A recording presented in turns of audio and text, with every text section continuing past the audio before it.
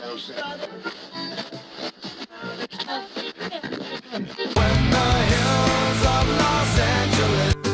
Angeles, I'm and most Hollywood nights.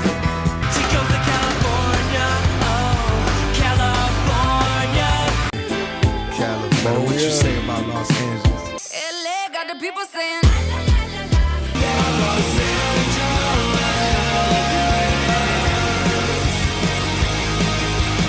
You're listening to Corner of the Galaxy on cornerofthegalaxy.com.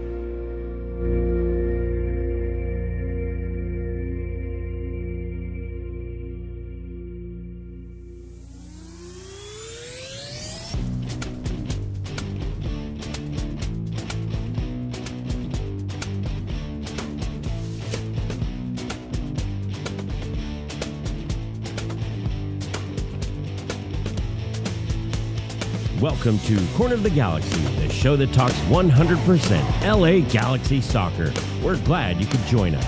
Now it's time to sit back and relax as your hosts navigate through the twisting, turning, but never boring world of your six-time MLS Cup champion, LA Galaxy.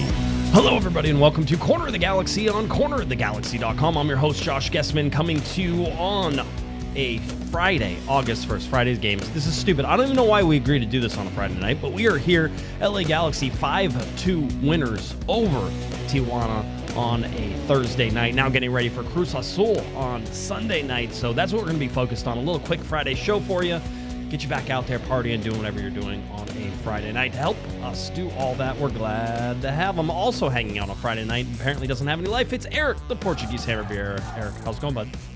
You know, I'm in that beautiful, sweet spot where the kids aren't old enough to have fun activities on Friday, and then we're way past, date night and things like that. So, hey, I'm home on a Friday night. It's in the summer, ready to go. So, again, I feel complicit in agreeing to the Friday show. Yeah. What are we doing? We shouldn't be doing this. It's good. And this is one of those where we're going to say it's going to be a short show, and then we're going to be here another hour and 20. Yeah. Talking about Joseph Paintsil's fourth dreadlock, and then we'll move on from there. But hey, we're talking about a win, so I can't be that upset. It's not the end of the world. I'll say this: the Thursday night. It's a Thursday night, which is a weird time for a game anyway, right? So Thursday night, you get to the stadium, doing the whole thing. I'm sitting there. I look at Damian Calhoun who's sitting next to me. I'm like, is it bedtime? It feels like it's bedtime. Like it feels like it's late. Yeah, 8 o'clock start too, not a 7:30 start. Yeah. And an 8:15 start, I think, the next Thursday. 8:15. 8:15? It's on a school night? 8:15 on a school night. It's one of those weird things. But hey, we're in tournament soccer right now. And it's a weird sort of feeling. There are games on every single time you turn the television on right now.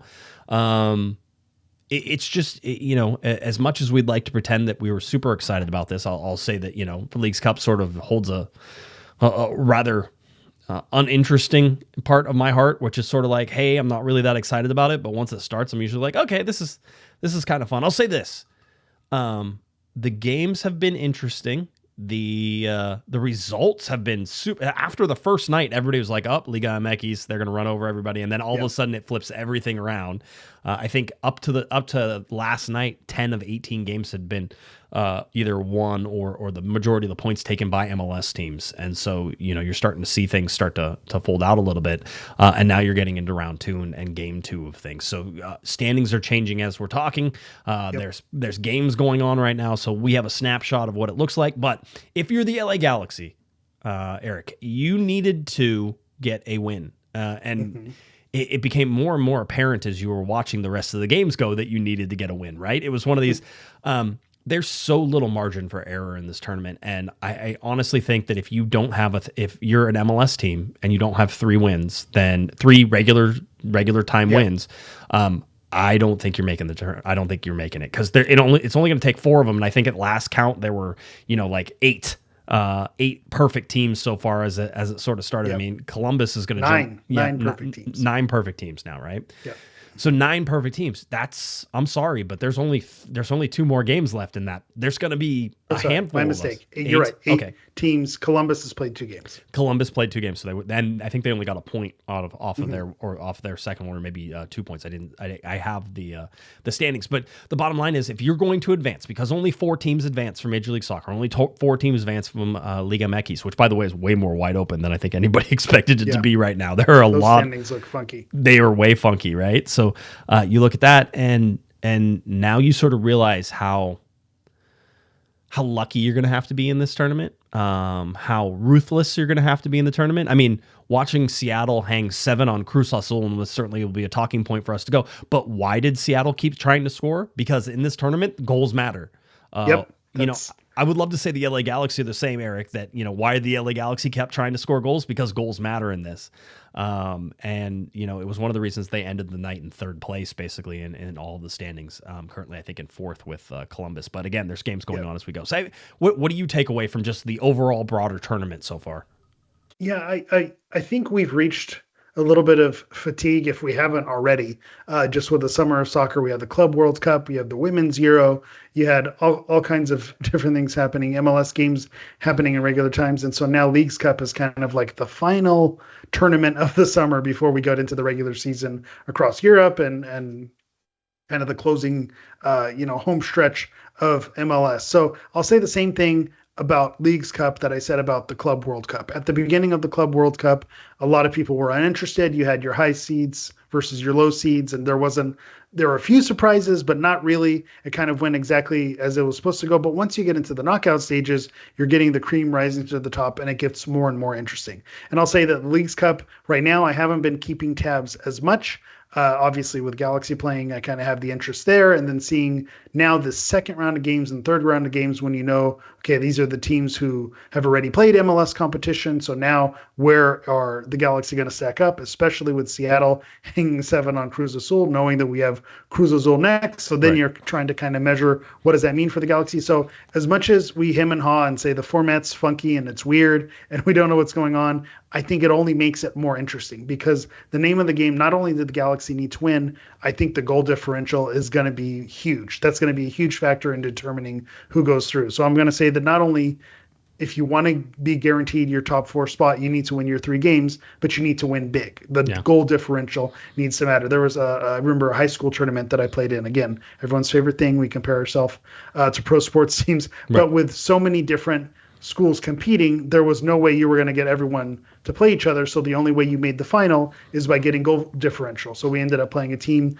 that was not as good. And normally you'd start bringing in, some bench players, but unfortunately we didn't. We kept the foot on the accelerator, ended up winning that game 12-0. And then you got yourself into a final. And I think you're going to see that type of thing here.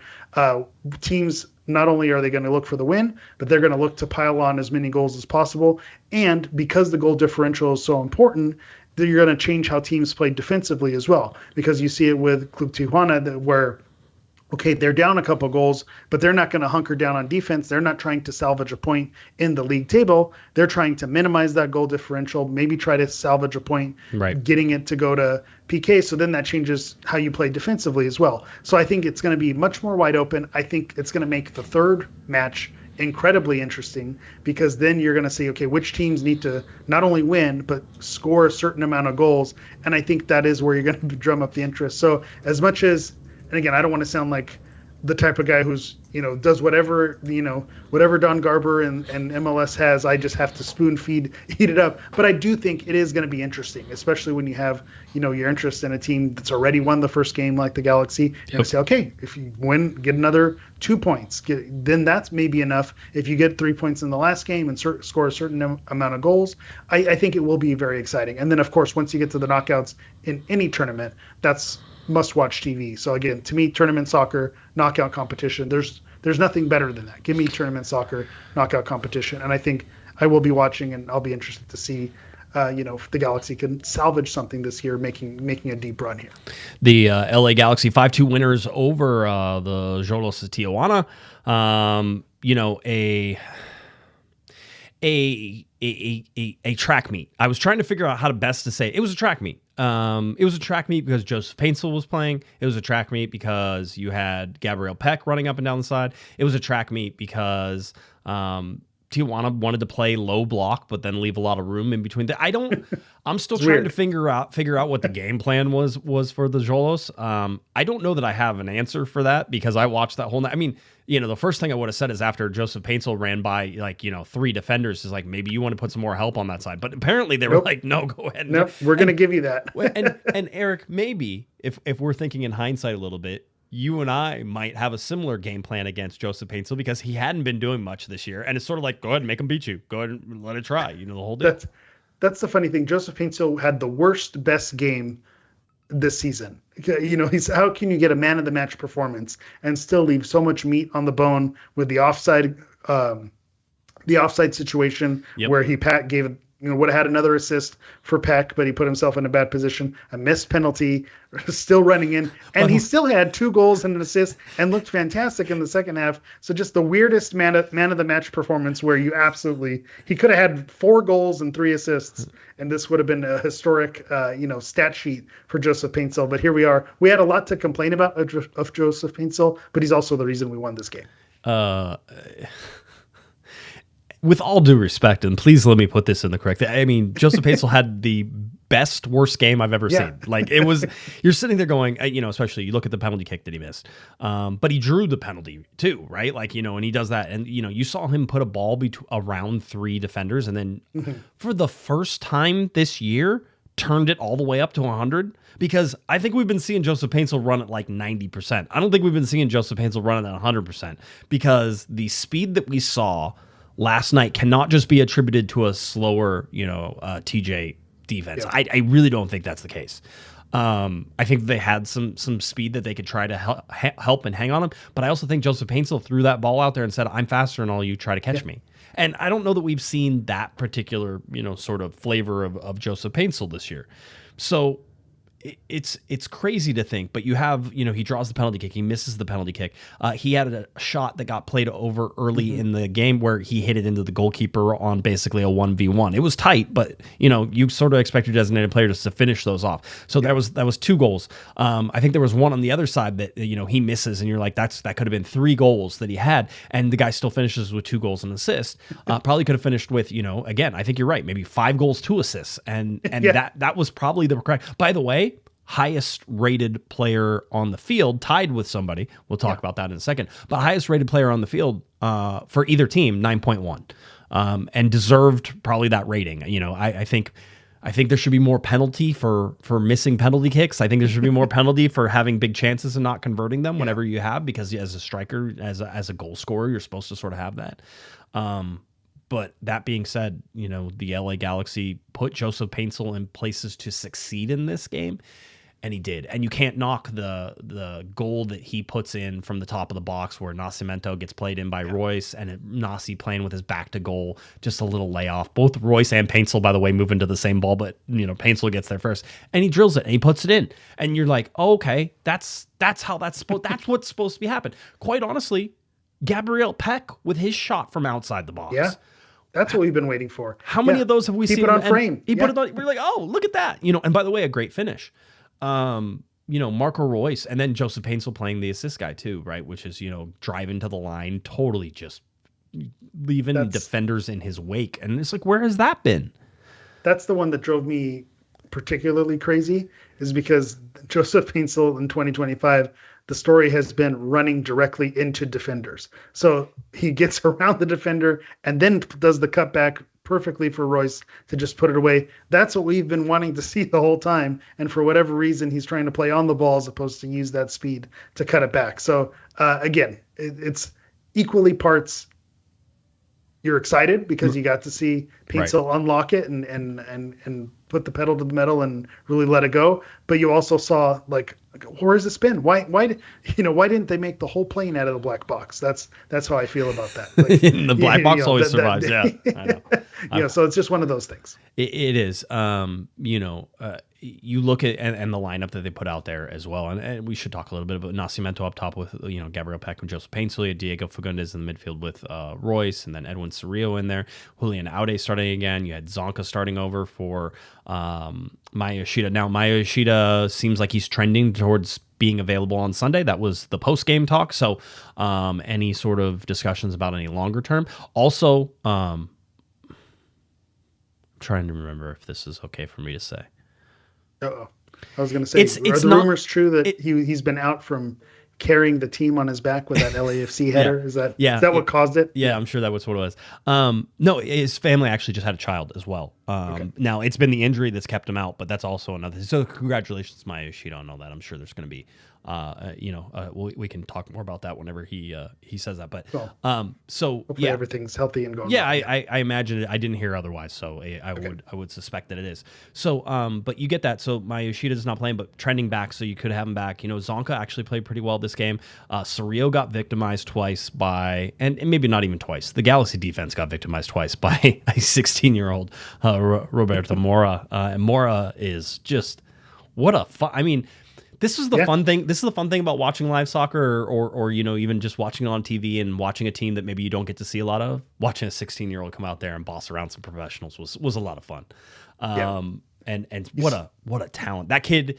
People are like, oh man, the Galaxy should go after him. That kid has not 2 more years. He's 16. So as soon as he turns 18, he's going somewhere. It's probably somewhere in Europe, and Tijuana's going to make a lot of money off of that particular transfer because he's got a lot of talent. Great cultured left foot. I think he scored with his right and his left in this game. Yeah, he scored with a weak foot as well. Yeah, so it's one of those where it's incredibly, talk about frustrating to watch a player like Mora tear your team apart. You saw a little bit of it with his time with Mexico during the Gold Cup, but then he got to shine here against the Galaxy as well, unfortunately, for Galaxy fans.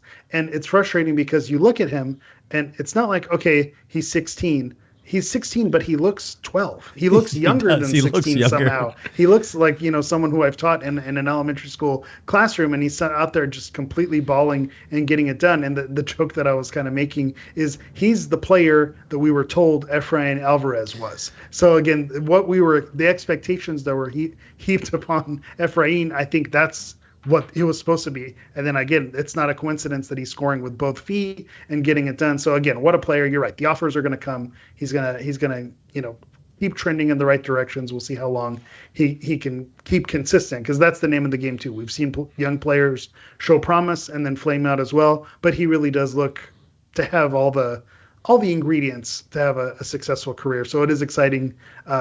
It's kind of the best of both worlds. You got to see this young talent score 2 goals. You walk away impressed, but you can't be too chapped about it because you scored 5 goals. You ended up winning the game with a +3 goal differential. So it's not that bad after all. Let's talk about some LA Galaxy alumni, because it was funny just sort of seeing some of the different ones. One, saw Joe Corona Joe Corona walking by. What a name. It was great. Just so Joe nodded as he went through. That was good. Efrain Alvarez playing for Guadalajara against New York Red Bulls. Red Bulls end up scoring in the 90. Let's see. Hold on. I actually have it. It's the 97th minute. They score in the 97th minute. End up winning that game 1-0. The foul that created that free kick, Daniel Aguirre. Hey, we're still alive, folks. We're still making things happen. Oh man.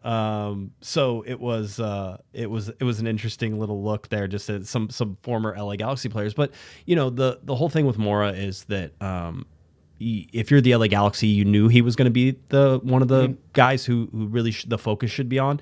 And the fact that I think that Tijuana, without very many real big, huge scoring threats, they had some size on the LA Galaxy, which caused some problems. I said certainly on set pieces, and we saw that.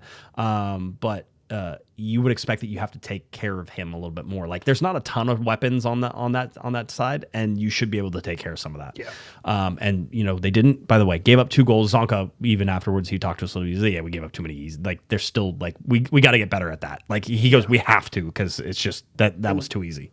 And it kept the game closer than it really was. If you watch that game, again, eyeball test, how many times have we watched games where the Galaxy end up losing, but they look like the better team? The Galaxy were clearly the better team in the first half, and then the game is tied 2-2. Or, they take the early lead. You think, okay, they're running away with it. The opportunities are there. You get the second penalty. This is going to be a rout, and then you miss the penalty and you make it harder on yourself. So again, the score was much closer than the play on the field indicated. And again, it just makes you kind of scratch your head and think Tijuana is better than that. I feel like I felt they were as much as the Galaxy have struggled and they turned it on in this match. I feel like are the Galaxy that much better? Is this something in there, or was something off with that Tijuana roster? Because I felt like there was.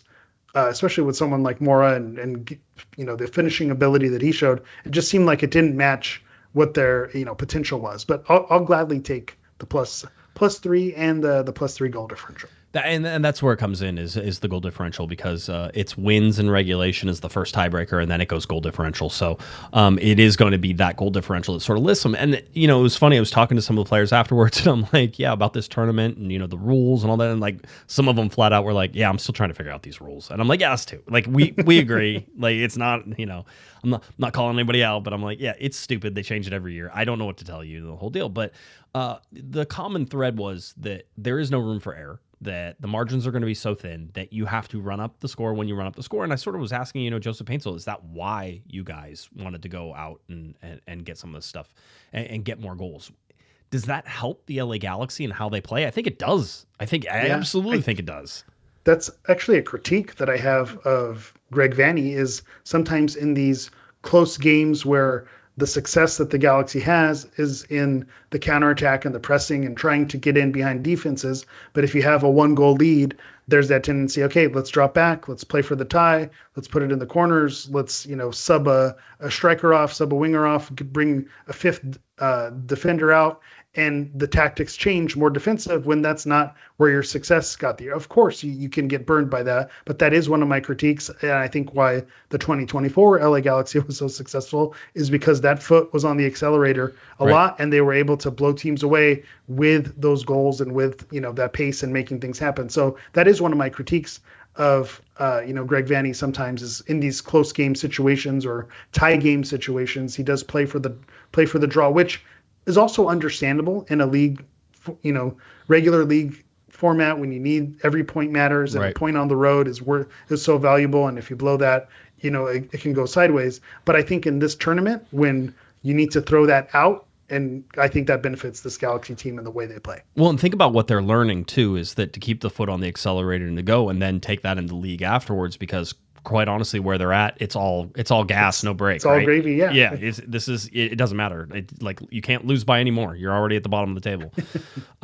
So no, just watching that. So again, the format is weird in terms of how it looks, and they end up in 2 tables, right? And so we sort of went through and were able to pull out the 2 tables that we have, but it's a Liga MX side and there's a MLS side. So you get Columbus right now, because they had played their 2 games. They're now at the top there, and they have 4 points. So that's where they said, Seattle had the goal differential, the +7 goal differential, which had them at the top now. The Galaxy with their +3 goal differential, puts them in 4th. Expect that the Galaxy are going to fall out of this before they get back to the game on Sunday. But then on Sunday, you got to find the wins again. There is, I went all the way down here, but, New York City has, that's where I stopped, was at 10, also has a win. And there's, I was saying at the halftime meetup, I said there are going to be 3 perfect MLS teams that don't make this, and that's what I'm guessing. I think there's going to be 3. I think that Liga MX is top heavy, and I certainly think that right now, even with with them being top heavy, even the heavy hitters aren't really pulling off what we expect them sort of to. So, yeah. It's also where they're at in their season. Right. We have this argument all the time for the CONCACAF Champions Cup. MLS is early on in the season or even in their preseason, and they're playing those games, so they're not informed, so they usually don't perform well in it. And for the Liga MX teams, they're only 4 games into their season, so they're not necessarily fit and informed. So that's going to benefit the MLS teams, and you see that in the tables as well, as the MLS teams. Or there's more teams sitting with more points in MLS than there are in Liga MX, and we'll see how that pans out. But I do agree with you also that it is very top heavy. I think if you can look towards the bottom of those Liga MX standings, and I think you're going to see a lot of those teams maybe possibly get run up by some hungry teams. I do think you're being bold with to say that there's 3 teams, yeah, I know, 3 that are going to be perfect and miss. But I'm going to be curious. I think there's going to be a team with a 2-point win that's going to squeak in because of goal differential. I think that's going to be where it goes. That's my prediction. Here's the thing is, if the Galaxy would have lost against Tijuana, they don't advance. I'm telling you right now, if you lose a game, you're out. You can't have a loss. You yeah, can't I have agree a with loss. that. So now how can you make it through this, right? And so that's going to be, that's sort of how do you guide yourself through this? Somebody, by the way, in the chat room mentioned Cuevas and getting the start, and Mauricio Cuevas has his right foot, and all the players talk about it. Greg Vanney talks about it. He talks about it, right? His right foot is absolutely outstanding.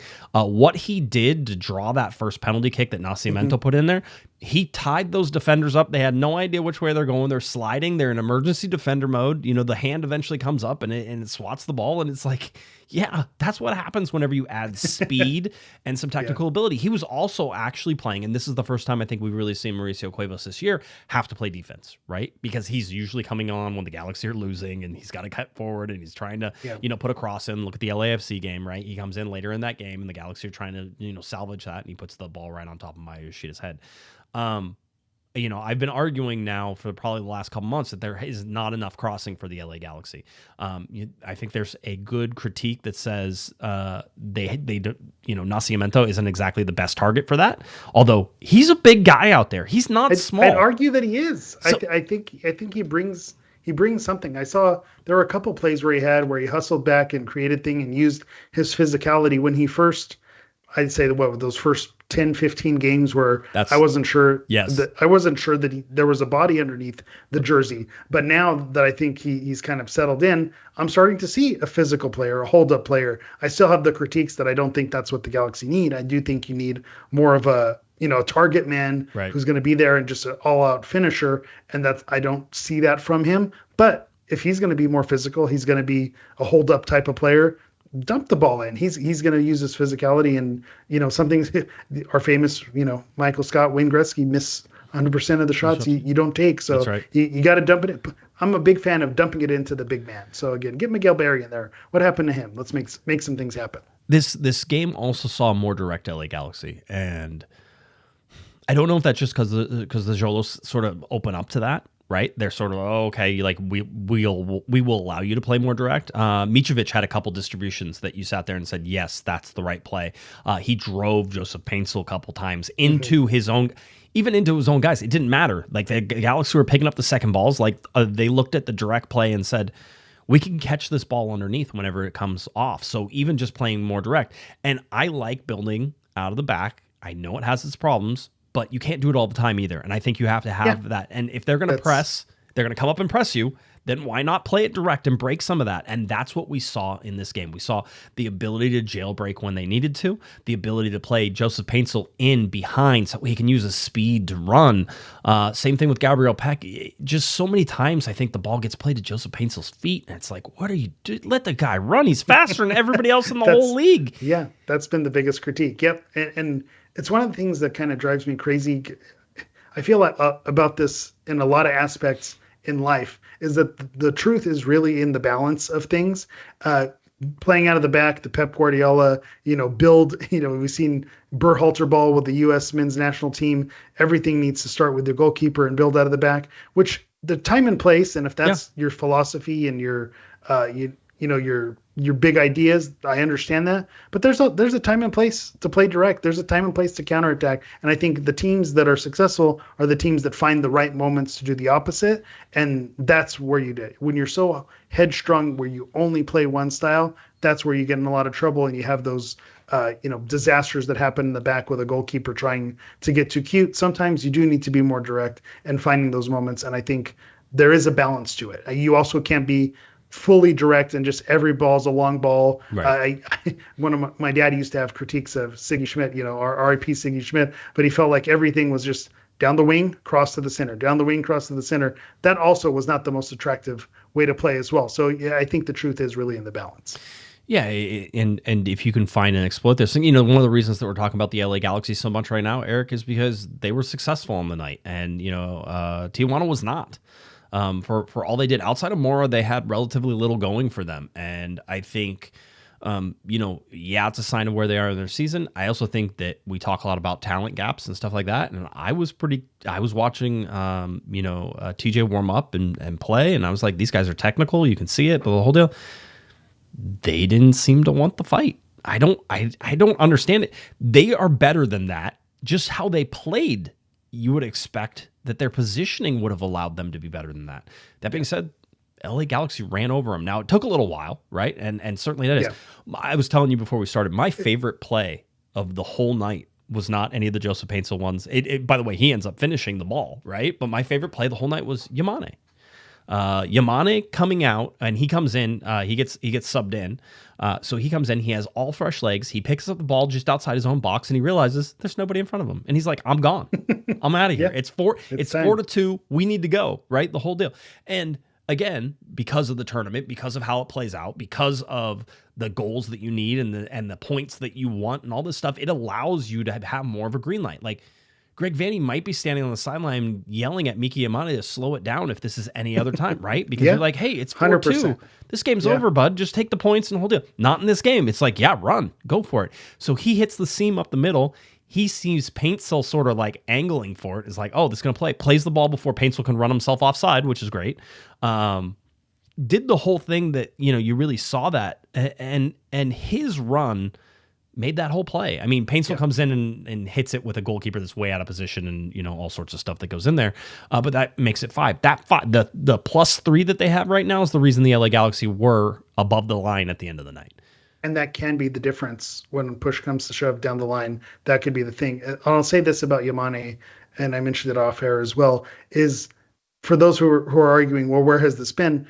Yamane loves to get into space and to attack and to create and move forward. So that's in there. It's just, it felt like he was free to make that move. He was free to make that run. So we've seen this from Yamane. This is what we saw a lot last season. He's shown that even this season. It's just the finishing hasn't been there, or maybe that final pass isn't getting its way done. But, this is what we saw from Cuevas and what we saw from Yamane. It's exactly what, what we want from these guys. And it does seem, and dare I say it? Yeah. I don't know.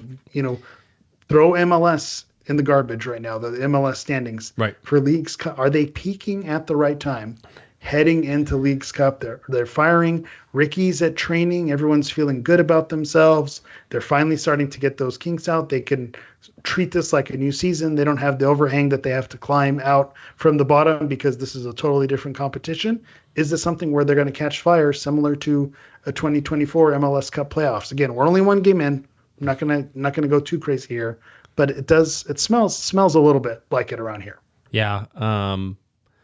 It can be, right? But now you gotta worry about Cruz Azul, and that's sort of the dangerous stuff that we get into. Well, let's look at the schedule and just how it figures out. So there you go, the LA Galaxy 5-2 winners over Tijuana. Now you're looking at the rest of August. That is Cruz Azul coming up on Sunday night, 7:30 p.m., 7:40 p.m. is your kickoff, and then we have an 8:15 p.m. game. I believe that's 8:25 is going to be your kickoff whenever that all said and done against Santos Laguna. Santos Laguna got in a little scuffle and had a red card, I think, it might have been their goalkeeper. I was watching it beforehand. We were sort of watching what was happening, but I don't think that's going to affect the LA Galaxy in this. But it was just an ugly. There's been a lot of red cards. The disciplinary committee decisions came out today.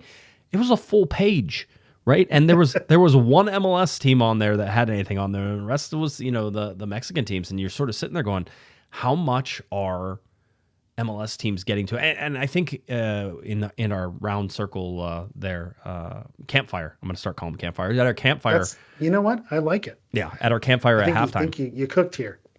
At a campfire. Yeah, at our campfire halftime, we were discussing, and somebody's brought up that it's like the top 4 or 5 Liga MX teams that are like the good teams, right? And the rest, in terms of pound for pound, the MLS probably has more teams. Well, they have more teams, but 2, they have more teams that are like above mediocre plus that can still beat some of the poorer Liga MX teams. And you're sort of seeing that play out. But what you're really not seeing, or you haven't seen the big clubs in Mexico sort of come out. America was 2-2 with RSL. They ended up winning, I think, that on penalty kicks. Guadalajara loses to and I know, Chivas to Guadalajara it's sort of up and down on whether or not they're good or bad or anything else. But Santos was playing against Colorado.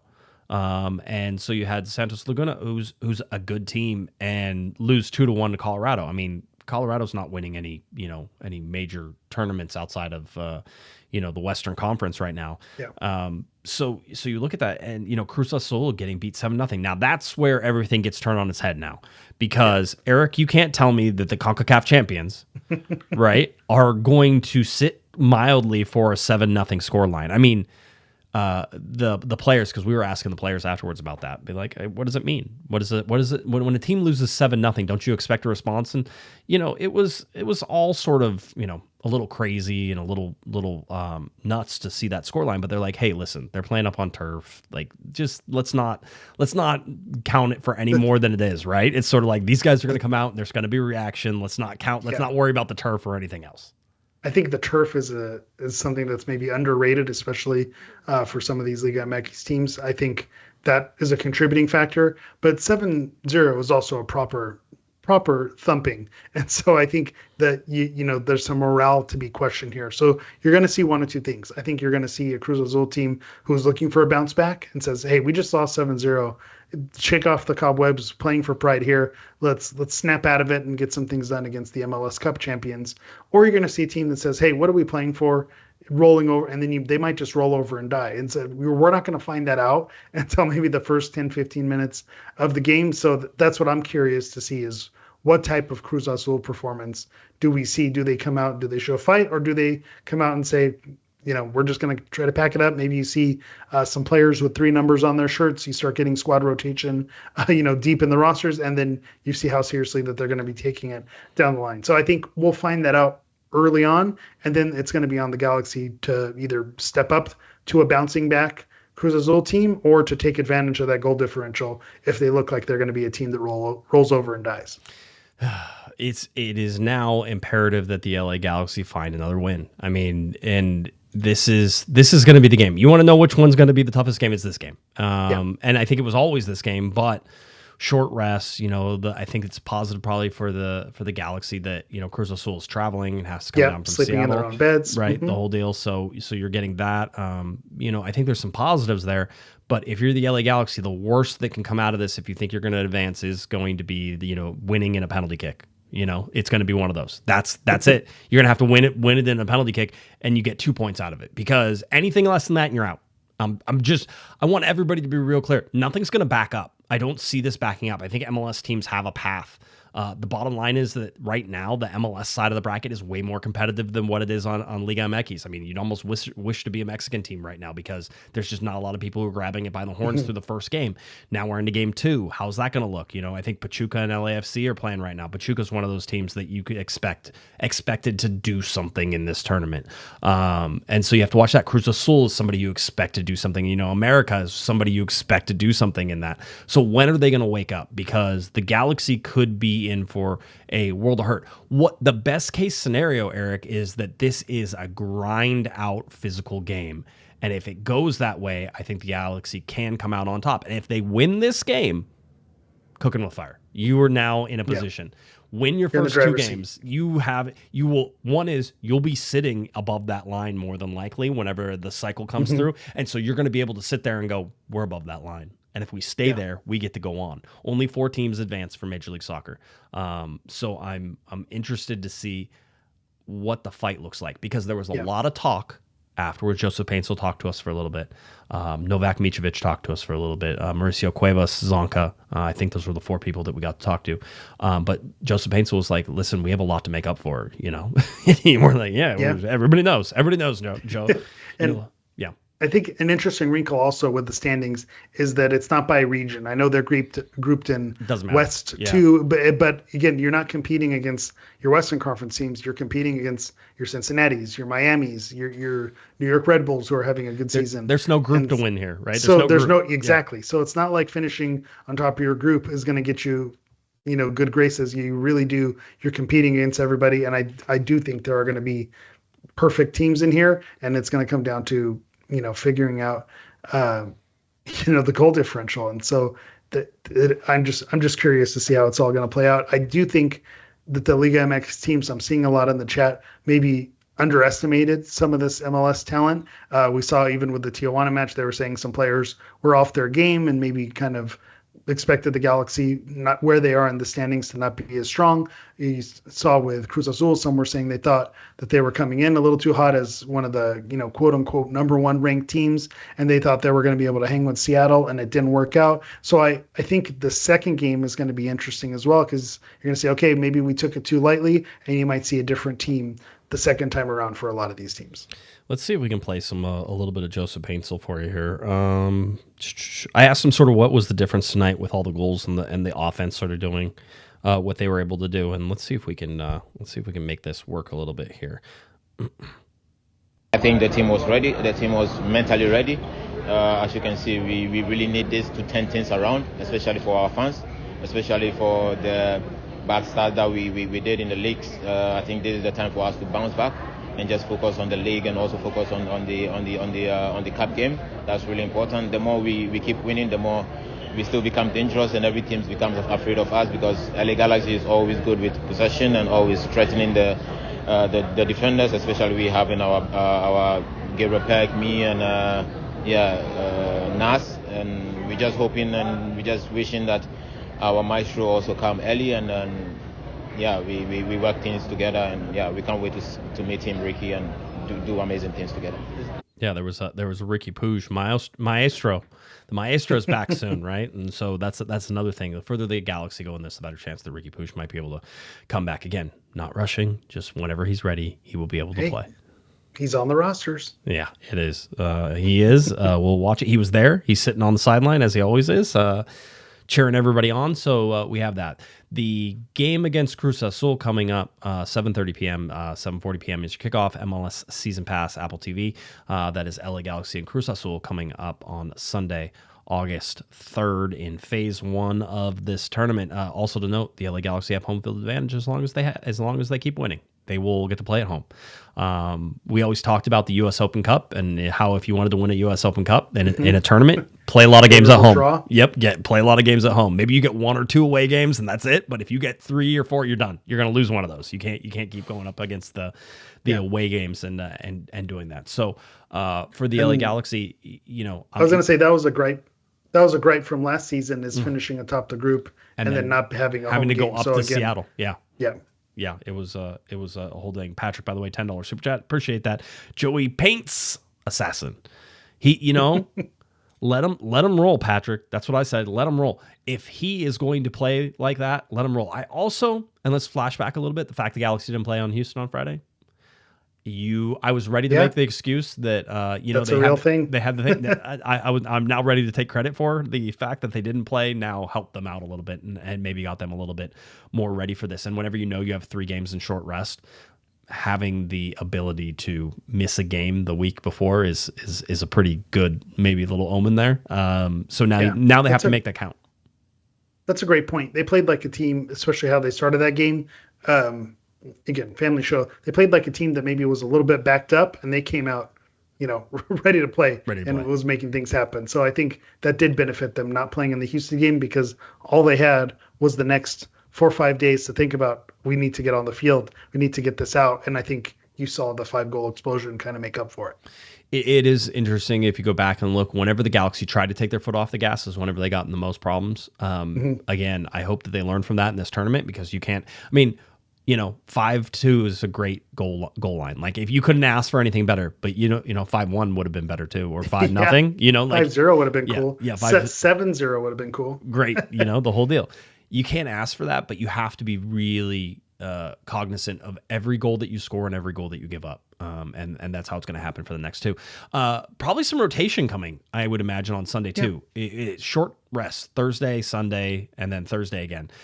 So maybe a little bit of rotation. Remember that Greg Vanney held guys back like John Nelson and Miki Amane.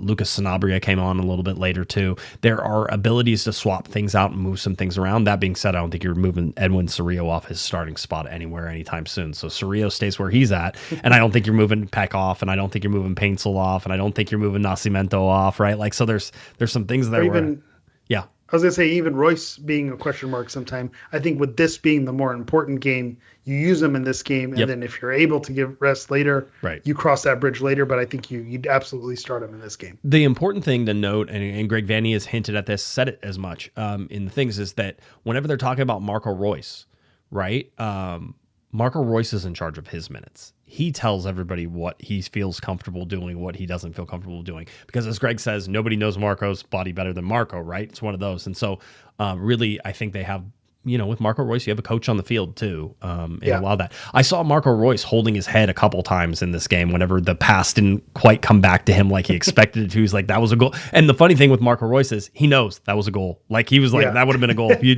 played it. And you saw a little extra celebration when he finally did get it. He almost like went to like go out of his way to really point to Paintsil and say, that's exactly it. That's what we've wanted. That's what we've been waiting for. He knows. He absolutely knows. And you make a great point about coach on the field. Sometimes I feel like he's coaching too much. We need the player more, but he is trying to set the other players up for success, almost like he's teaching them. So again, I love what I'm seeing from Royce this season. All right. Jeff, $2 super chat, an important one too, by the way. Happy Friday. What's your favorite TGIF sitcom? I think I have a couple. I was going to say, but the answer is yes. Yes. Because I'm of the age where Jeff hit me right between the eyes. I ate all of it up. Family Matters, Perfect Strangers, Step by Step, Full House, all of it. It was all Step by Step. I was going to say Step by Step is underrated. Way underrated. Great thing. Just the whole theme song by the Step by Step and Day by Day. Fresh start over, different every day. The best part about the opening sequence, by the way, also when theme songs were a thing, right? Yeah. Like, and can I guess before you get there? Yes. But go ahead. Finish your theme song. Wait, no, theme song. Theme songs that just like theme songs were outstanding.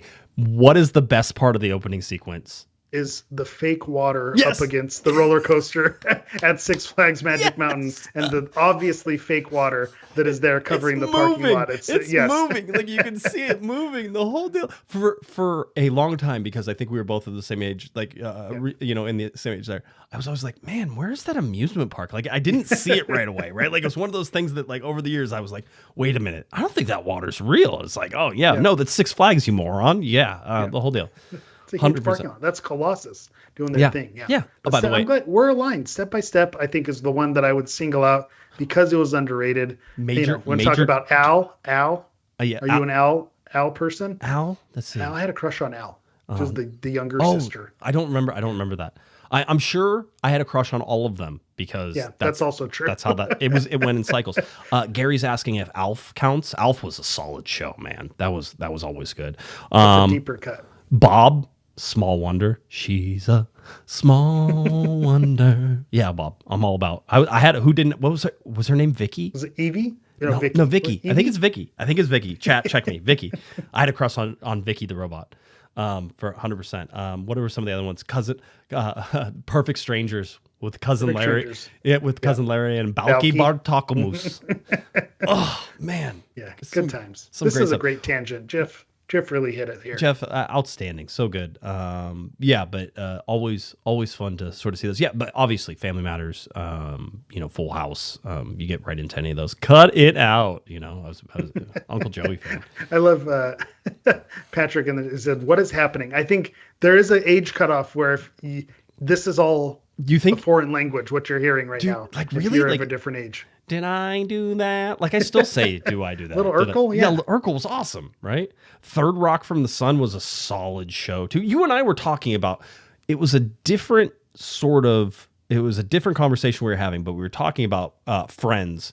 And how you can't keep giving we were sort of talking about you can't like make the things that everybody wants to happen right away, otherwise the show would be over. Keep the suspense. Will they, won't they? You got to keep it that way for a reason. 100%. I was remembering back on Friends and Ross and Rachel getting together and all those fun things. So certainly look at that. Together, Ross. Third Rock from the Sun was just a solid show. There were so many solid shows. And by the way, in my mind, like Third Rock from the Sun was on for 15 years, right? And it probably was on for like 3 or 4 seasons or something like that. It was on reruns. I think you have to go like 5 or 6 to get into reruns. Okay. So yeah, into syndication. So Boy Meets World. We didn't throw Boy Meets World in there. That was solid. That was one of the better ones. That's still, I could still go back and watch Boy Meets World right now. I've joked about this though. I have a single show that I will go back and watch over and over and over and over again. It's on Netflix. Can anybody guess what? I don't. Is it that obvious? There's one show. It's on Netflix. It is, I believe, still running right now. However, I don't usually get to watch the ones that are still running, but I'm talking about season after season after season after season. And it is absolutely, whenever I'm editing tonight, it will be on whenever I edit, and I watch it for lunchtime. Whenever I'm eating in my car for lunch, I will watch this all the time. Does anybody have any guess? I'm just interesting. I was thinking, New Girl felt like the Office, but that's Girl, not still on. No, it's not still on. The whole deal. No, by the way, please.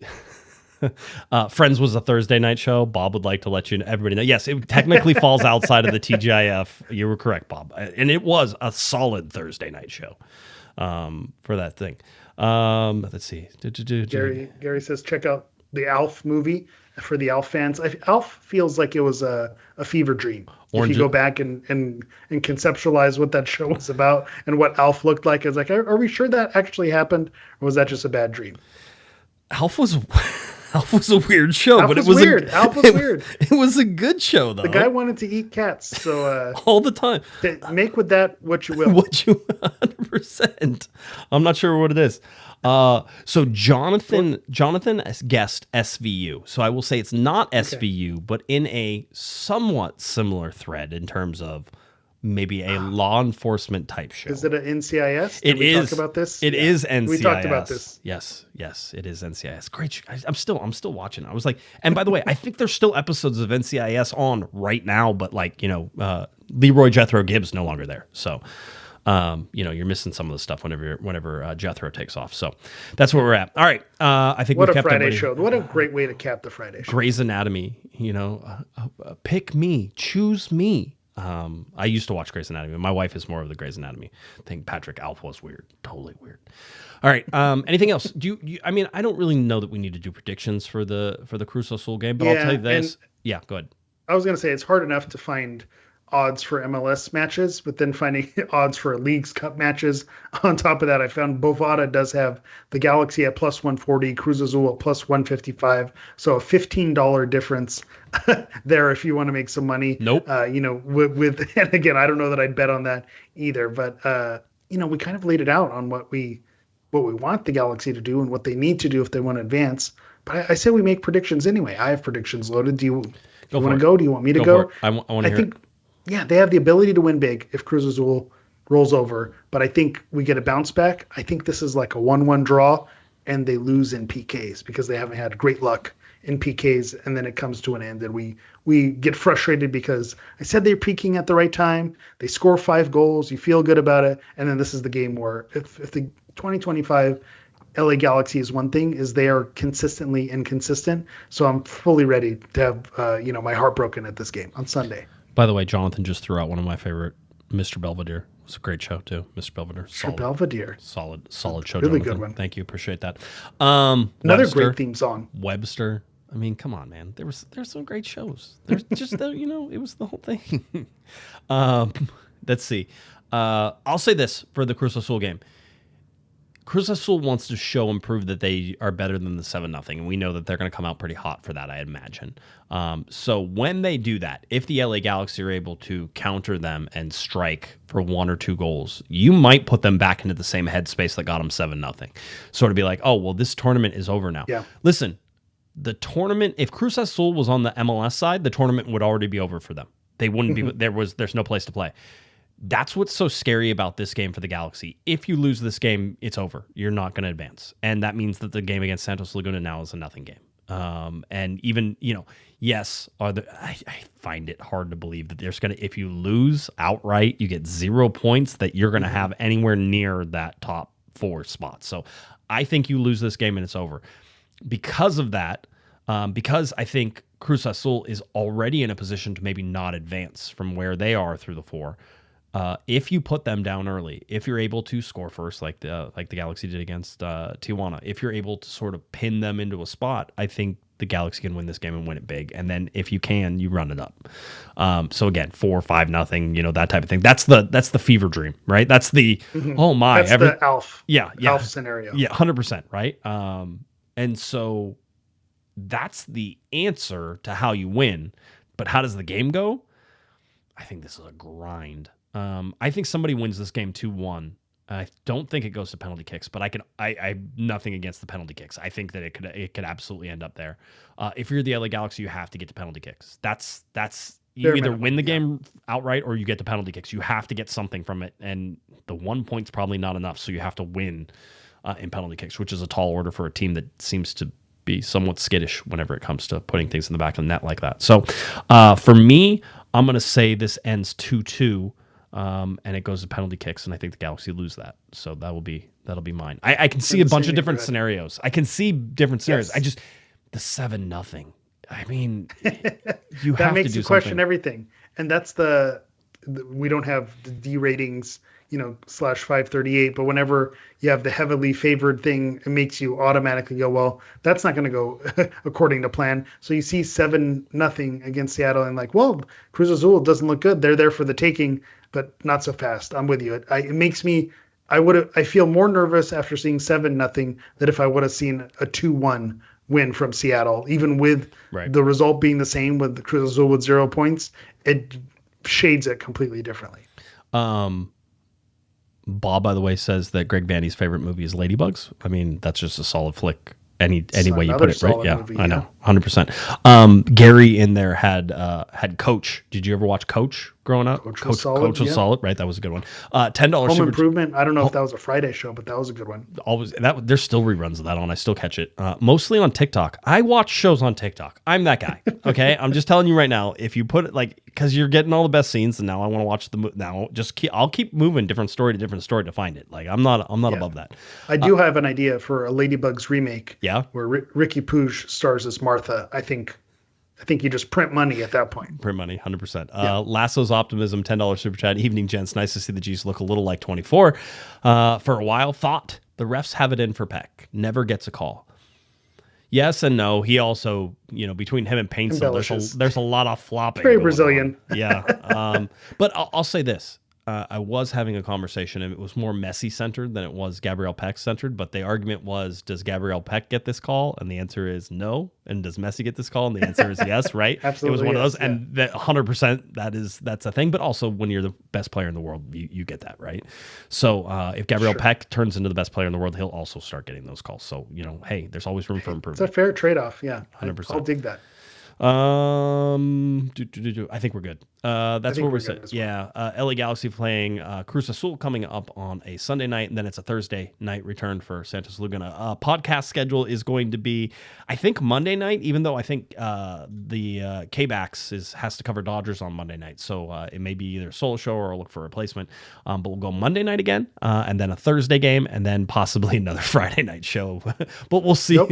No, it's not going to happen. Nope. No, you're against it. I actually do have a thing next Friday, but okay, well, that's fine. We'll cross that bridge when we get there. 100%. But we'll see what we end up doing. We'll get you to Monday, and then I'll figure out the schedule on Monday. There we go. So that's where we go. All right. Anything else for you, sir? All right. No, I'm good to go. Okay. Again, a short show, 60 minutes. Yeah, 57 point. 58 minutes now. Tell people where they can find you. Let's go. All right. As always, you can find me on social media at HammerEV9. That's Hammer EV and the number 9. If you're looking for me on any of the social medias, it's at Galaxy Podcast. CornerOfTheGalaxy.com is where you can, of course, find all of our shows. Head on over to YouTube, SoundCloud, Spotify, any of those places. You type in Corner of the Galaxy, you get our show. LA Galaxy, Cruz Azul, coming up, Leagues Cup, game number 2 on Sunday. We will see you at the stadium when it happens. All right, for Mr. Eric, Portuguese Hammer Vieira, I'm Josh Pato Guesman. You've been listening to our little Corner of the Galaxy. Have a great one, everybody. You've been listening to the Corner of the Galaxy podcast on cornerofthegalaxy.com. You can follow the show on Twitter and Instagram at Galaxy Podcast. And be sure to check out and subscribe to iTunes, Stitcher, and Facebook by searching for Corner of the Galaxy. Fans, we thank you for listening. We ask that you be kind and courteous to your neighbors as you leave the podcast. We thank you for joining us and look forward to seeing you again. Until then, I'm Michael Araujo. And on behalf of the entire Corner of the Galaxy crew, goodbye, everybody.